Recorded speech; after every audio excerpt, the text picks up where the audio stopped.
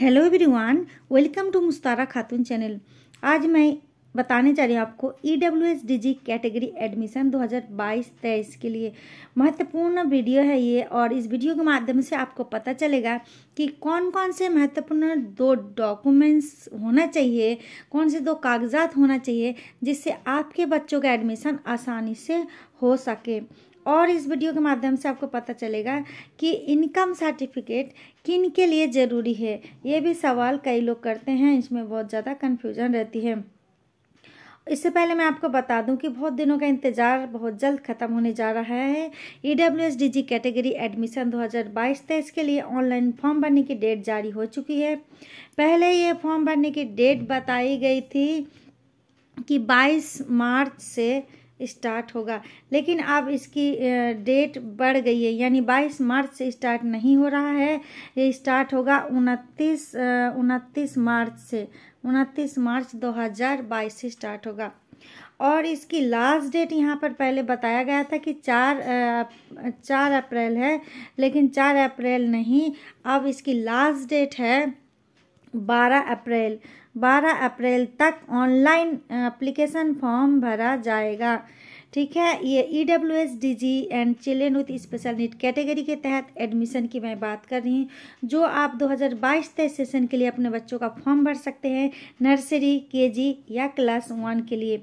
अच्छे प्राइवेट स्कूलों में एडमिशन होता है, 25% सीट होता है जो RTE के तहत होता है। और अपने बच्चों का एडमिशन अगर हो जाता है तो बच्चा मुफ्त शिक्षा प्राप्त कर सकते हैं, ड्रेस वगैरह फ्री, एजुकेशन फ्री, यानी कि बुक्स भी फ्री मिल सकता है, और फीस तो देना ही नहीं है। तो ये बहुत ही अच्छी बात है। अगर लिस्ट में नाम आ जाता है तो लिस्ट का डेट भी आगे हम आपको बताएंगे कि इसकी फर्स्ट लिस्ट कब निकलेगी, उसके बाद सेकंड लिस्ट भी निकलता है, वो भी मैं आपको बताऊंगी। तो उससे पहले जानते हैं कि इसकी क्या प्रोसेस है। एडमिशन अगर कराना है तो क्या मेन डॉक्यूमेंट्स की ज़रूरत पड़ेगी, ये बहुत ही ज़रूरी है, ये इसको ध्यान से समझ लीजिए। आप किस कैटेगरी में आते हैं, 2 कैटेगरी के तहत कम से कम ये मेन है, EWS और DG। और जो चिल्ड्रेन विथ स्पेशल नीड है तो उनकी तो है अलग से।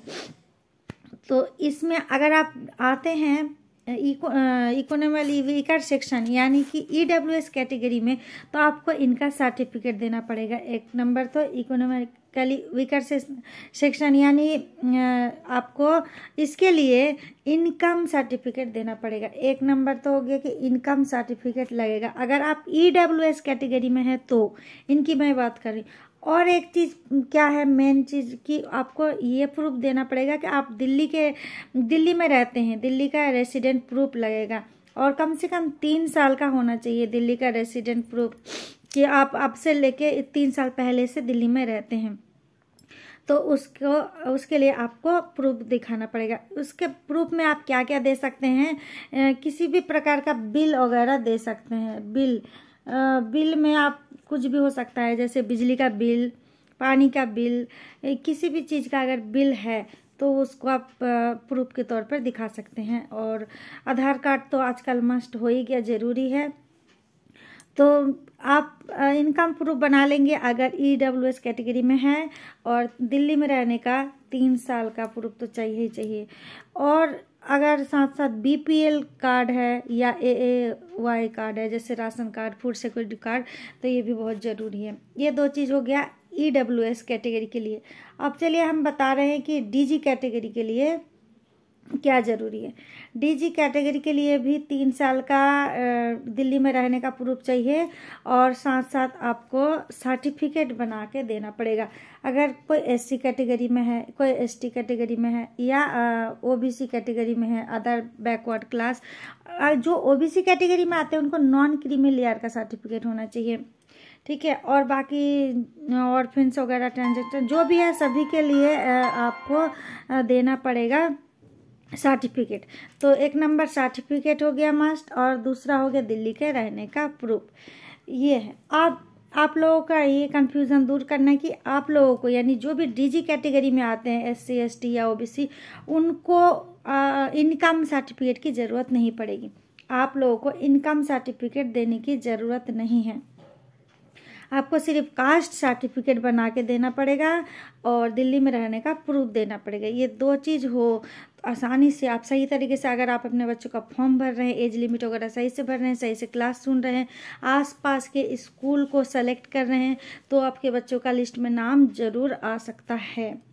तो चलिए डॉक्यूमेंट्स उम्मीद करती हूँ कि समझ में आ गया। मेरे चैनल को सब्सक्राइब कर लीजिए। और मैं आपको एक चीज़ बता दूँ कि आपके बच्चों की उम्र क्या होनी चाहिए, कौन सी क्लास के लिए। अगर आप नर्सरी में कराना चाहते हैं तो 3 से 5 साल का बच्चा होना चाहिए, 3 साल का पूरा हो चुका हो। और ये 31 मार्च को देखा जाएगा, 31 मार्च 2022 को जोड़ना है आपको। अगर आपको जोड़ना नहीं आ रहा कि आप 31 मार्च को आपके बच्चे की उम्र कितनी हो रही है, 3 साल पूरा हो रहा है या कम हो रहा है, तो मैंने इससे पहले एक वीडियो बनाई हूँ एज लिमिट कैसे निकाले, तो उस वीडियो को आप देखकर समझ सकते हैं। या अगर फिर से समझना चाहते तो मैं फिर से वीडियो लेकर आपके सामने आ सकती हूँ, तो आप मेरे को कमेंट बॉक्स में कमेंट करके पूछ सकते हैं। तो नर्सरी के लिए 3 से 5 साल का बच्चा हो, 5 साल से ज़्यादा नहीं होना चाहिए। और केजी में अगर एडमिशन कराना है तो बच्चा 4 से लेकर 6 साल के अंदर का हो। 4 साल का बच्चा पूरा हो चुका हो, 6 साल के अंदर का हो, चाहे आप EWS कैटेगरी में हैं या DG कैटेगरी में हैं। और क्लास 1 में कराना है तो 5 से 7 साल का बच्चा हो, यानी 5 से लेकर 7 साल के अंदर का। 5 साल पूरा हो चुका हो बच्चे को तो आप क्लास 1 में भी अप्लाई कर सकते हैं। ठीक है, ये हो गया एज लिमिट, कम से कम और ज़्यादा से ज़्यादा एज लिमिट क्या होनी चाहिए। और कोई बच्चा अगर डिसेबिलिटी है तो उनके लिए एज लिमिट का थोड़ा बढ़ाया गया है, चिल्ड्रेन विथ डिसेबिलिटी कैटेगरी के तहत। और उसके लिए बताया नर्सरी के लिए उनका 3 से 9 साल का उम्र होना चाहिए और केजी के लिए होना चाहिए 4 से 9 साल। और क्लास 1 में अगर कराना चाहते बच्चा अगर 5 साल का हो चुका है, 5 साल से 9 साल के अंदर में है, तो भी वो क्लास 1 के लिए फॉर्म भर सकते हैं। चिल्ड्रेन विथ स्पेशल नीड के तहत है ये वाला एज लिमिट। तो उम्मीद करती हूँ कि आपको समझ में आ गया होगा। और कोई भी आप जानकारी चाहते हैं, जानना चाहते हैं, तो आप मेरे कमेंट बॉक्स में कमेंट जरूर करें। आपके लिए मैं नई नई वीडियो लेकर आती रहूँगी, नई नई जानकारी लेकर आती रहती हूँ एडमिशन से संबंधित। और आप ज़रूर कुछ भी आपको जिज्ञासा है, आप पूछना चाहते हैं, हमें कमेंट बॉक्स में कमेंट कीजिए, इस वीडियो को आगे शेयर कीजिए। बहुत दिनों का इंतज़ार अब ख़त्म होने जा रहा है। 29 मार्च से ऑनलाइन फॉर्म भरना स्टार्ट हो जाएगा। अब आप किस तरह से चुनेंगे आप स्कूल, इस चीज़ को ध्यान में रखिए कि आपके जो आसपास के स्कूल है, जो आपको सही लगता है, उस स्कूल को ही आप सेलेक्ट कीजिएगा। एक से ज़्यादा स्कूल को सेलेक्ट कर सकते हैं जो भी आसपास पढ़ रहा है। जितना स्कूल पास में होगा, नज़दीक में होगा, आपके घर से, घर का प्रूफ तो देना है, रेसिडेंट प्रूफ, तो उतना ही ज़्यादा चांस होता है बच्चों का एडमिशन होने का। ये मैं आपको एक मेन चीज़ बता दिया कि ज़्यादातर चांस किस तरह रहता है। अगर आप फॉर्म भर रहे हैं और उस स्कूल को सेलेक्ट कर रहे हैं जो आपके घर के आसपास है, 3 किलोमीटर के अंदर में है या थोड़ा और आसपास है, तो आपको बहुत ज़्यादा चांस है कि आपके बच्चों का सेलेक्ट कर ले। और EWS या DG कैटेगरी के तहत जो 25% सीट रिजर्व है, उसमें आपके बच्चों का एडमिशन हो सकता है रिकॉग्नाइज एंड प्राइवेट स्कूल में, और बच्चा मुफ्त शिक्षा प्राप्त कर सकता है। किसी भी चीज़ की फ़ीस वगैरह नहीं ली जाएगी, ना ही ड्रेस की, ना ही किसी तरह का फ़ीस लिया जाएगा, ना ही बुक्स वगैरह के लिए कोई चार्ज लिया जाएगा। सारा चीज़ बिल्कुल मुफ्त है। तो उम्मीद करती हूँ वीडियो पसंद आई होगी। और कोई जानकारी चाहते हैं तो कमेंट बॉक्स में कमेंट कीजिए, चैनल को सब्सक्राइब कीजिए। Thanks for watching.